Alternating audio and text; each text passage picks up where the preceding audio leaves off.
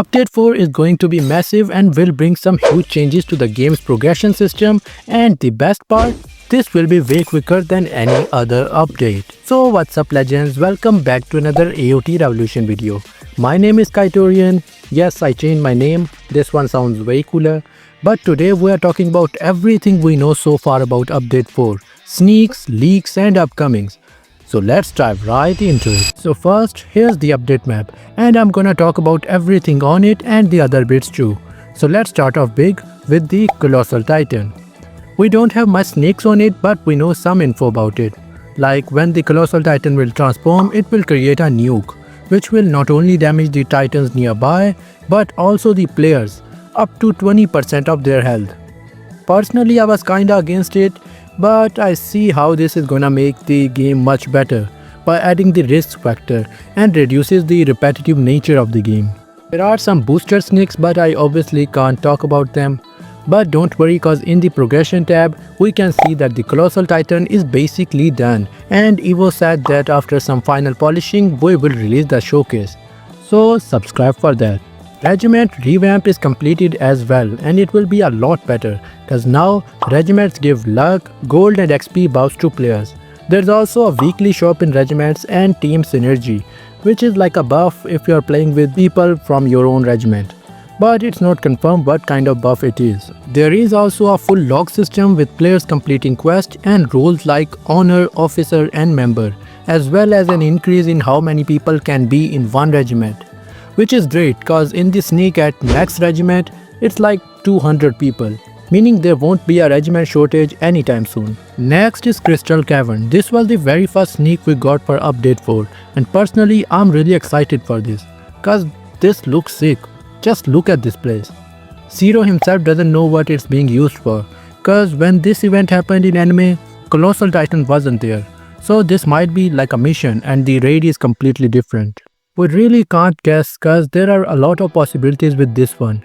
There's the church door, so we might enter from there. The map is quite big and there are platforms, so they might be making anti-personnel ODM based enemies. There's also the place where Eren was tried, or the Road Rise Titan. The possibilities are infinite, and we can't really name a specific one, but still, this map is now my new favorite. Speaking of a lot of possibilities, there's the Colossal Raid. To be honest, the only thing stopping this update from releasing is mainly that raid, cause unlike every other thing, the scripting hasn't even been started yet, which is how the raid works, and I'm not still sure how they're gonna do it, cause of shifters. Yes, ODM players might be able to move around the Colossal Titan, but shifters can't really damage it. So the raid will be something they need to think about. They might do it on the wall like some other games, also cause the anime mainly had fights with the Colossal on the wall. So let's see. Now there's the smaller bits. The Stroh's story mission will be added. We can see this cutscene, so this will be related to the fight we see in the anime and in the female raid, just before we fight Eren in the second phase. Game passes are now tradable items, so now the scam should reduce, and there will be a way to use Robux as payments in the form of game passes. Deus Ex, Machina, ODM and TS will be added to the female raid, just like Jotun and Onikiri. No sneaks on that, but it is done. Armored Titan and female Titans are being improved. Don't know what they are gonna do about them, cause those two are like already so good. Shifter and families are being balanced.